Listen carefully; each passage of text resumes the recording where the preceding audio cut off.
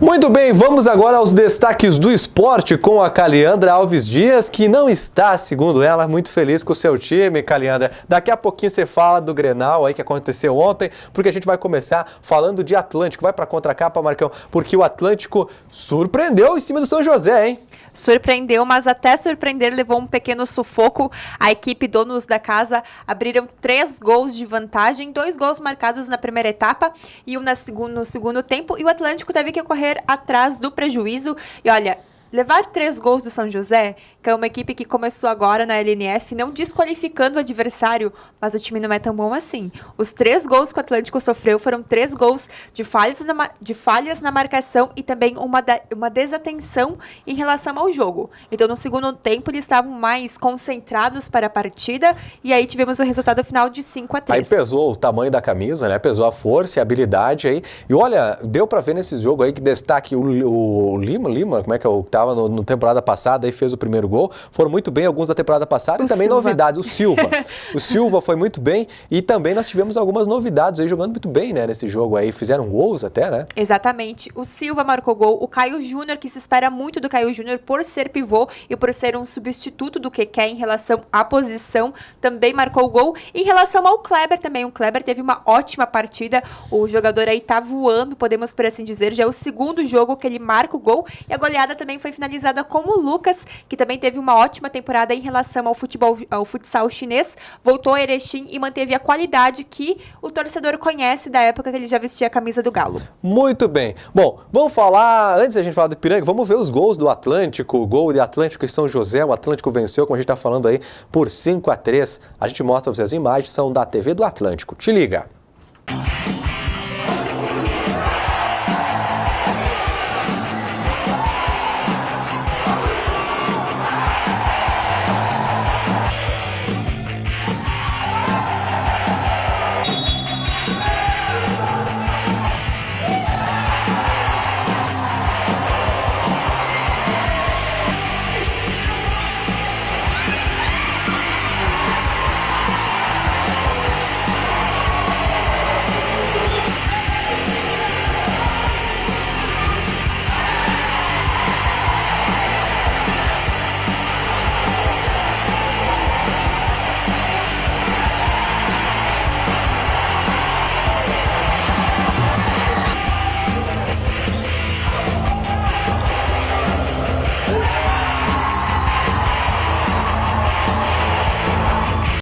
Muito bem, tá aí os gols e agora o Atlântico chega à sua vitória e soma 6 pontos, 100% de aproveitamento, Caliandra. Exatamente, ficando apenas atrás do Tubarão, que é uma equipe aí que surpreendeu e venceu o Corinthians por 5-1 nessa última rodada. Rapaz. E agora...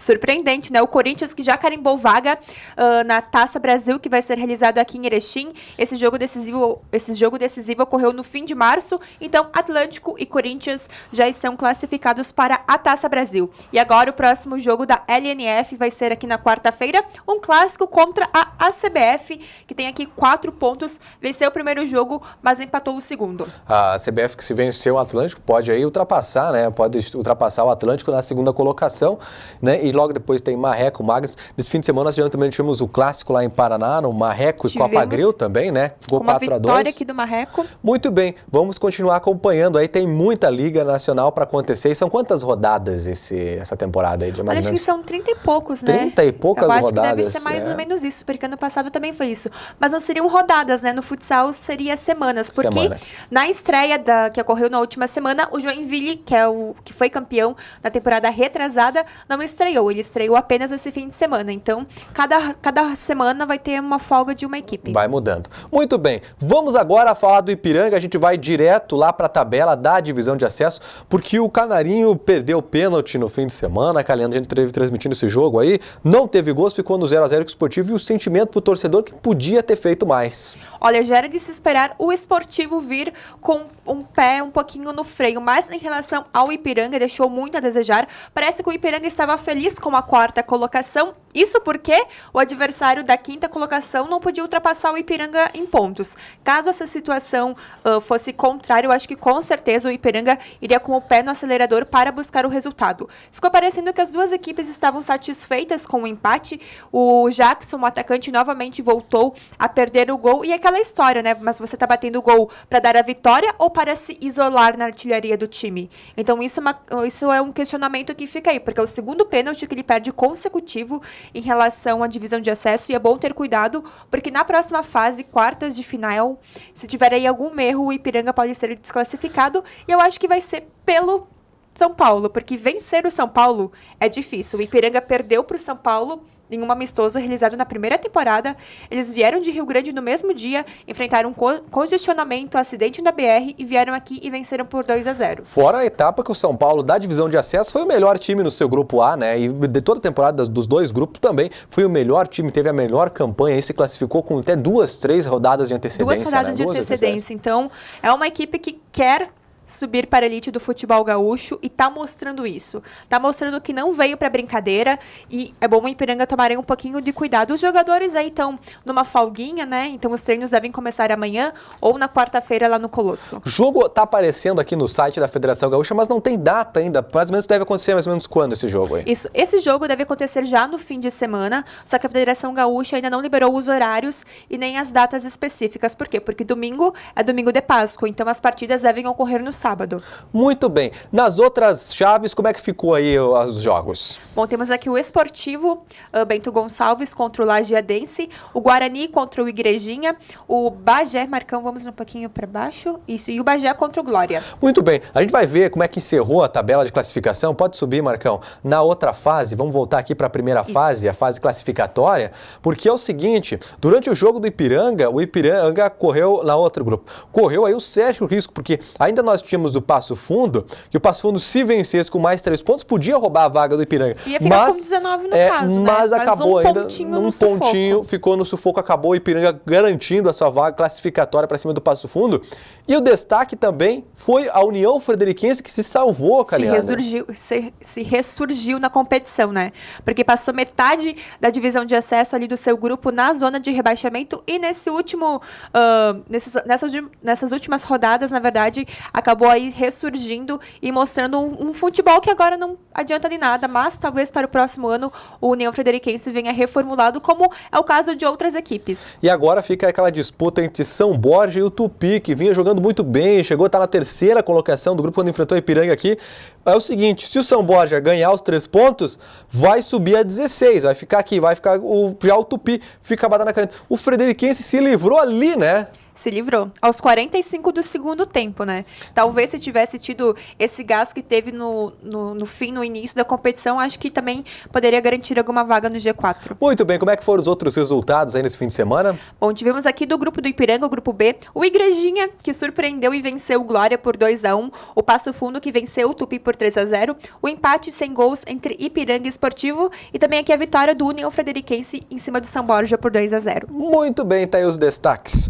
Muito bem, agora vamos falar o seguinte, vamos falar do Grenal, Caliano. Tá lá no destaque na página do Bom Dia, no digital, que você falou na sexta-feira. Ficando o empate e a decisão ficou para quarta-feira na Arena. Qual é a tua avaliação desse jogo? Ficou para quarta-feira. Bom, em relação ao Grenal, a gente sabe que Paulo Nunes já se consagrou, Fernandão se consagrou, D'Alessandro também é um nome simbólico do Grenal, mas em relação ao Grenal, ontem o Grêmio pecou. E principalmente um jogador do Grêmio que quis se consagrar sozinho, que é Jean-Pierre. Nas jogadas, só deu o Jean-Pierre. Nos minutos finais, o Grêmio aí teve uma importante falta marcada ao seu favor. Na cobrança, o Jean-Pierre cobrou rasteiro, né, que seria uma bola alçada na grande área do Grêmio. A maior pecagem em relação a esse jogo é o jogador querer se consagrar sozinho. Nenhum jogador se consagra sozinho. Fernandão não chegou ao gol 1000 dos Grenais por estar jogando sozinho. Foi uma jogada coletiva. Ele foi audacioso e ele marcou o gol. se formos pensar assim, muitos nomes deveriam ficar registrados no Grenal por causa de individualidade, mas Grenal é no coletivo. O Grêmio pecou, o Inter teve no segundo tempo teve ótimas chances de chegar ao seu gol, acabou aí tendo... Aliás, o Paulo Vitor fez uma grande Paulo competição, Vitor ontem, jogo, em relação à coroação dele... Fechou o gol. Fechou o gol. O pessoal aí comenta muito em relação ao Darley, porque o Darley, nos Grenais, se tornava um outro goleiro. Então, ontem, as defesas do Paulo Vitor ficaram aí relacionadas também às defesas do Darley, principalmente ali na década de 90, quando tinha esses jogos emblemáticos dos Grenais dos anos 95 e 96. Ontem, o Paulo Vitor foi muito bem nas jogadas. Tivemos um embate entre Kahneman e Jeromel, porque teve um embate ali muito assíduo entre os dois. O Jeromel não perdeu nenhuma jogada de bola em relação ao Guerreiro, mas tivemos essa pequena conturbação em relação ao Jean-Pierre. Também tivemos aí a discussão do Renato com o Nico Lopes. O que eles brigaram lá? O que ele falou lá, hein? Todo mundo quer saber. Já apareceu vários memes do Facebook, hein? Foi com o Cuesta? Foi com o Cuesta. O que eles falaram? Então, teve uma jogada ali na lateral, e aí o Renato foi reclamar em relação ao lance, e ele acabou invadindo um pouquinho o campo. O Odair acabou aí relacionando em relação a esse lance, porque antes disso, o Odair também havia ali ultrapassado um pouquinho os seus limites, e ele foi advertido verbalmente. Em relação ao Renato, o Renato não foi advertido, então o lance seguiu normal. Outra curiosidade aí do Grenal foi em relação ao Rafael Sobis, porque ele levou um cartão amarelo sem estar em campo, que foi ali no primeiro tempo, em uma reclamação que ele acabou fazendo por ele estar conversando com o auxiliar técnico do Odair. Então, o Rafael acabou sendo aí advertido em relação ao lance. E o Grenal, obviamente, sempre tem algumas conturbações e também algumas polêmicas, como foi o caso de ontem. Ficou para quarta. Que horário o jogo? Às 21h45. Vamos acompanhar direto da Arena para ver como é que vai ser aí o jogo, né? Isso mesmo. E quarta-feira tem Atlântico e a CBF às 19 horas no Caldeirão também. Muito bem. Obrigado pelas informações do esporte hoje, Caliandra. Obrigada e até amanhã.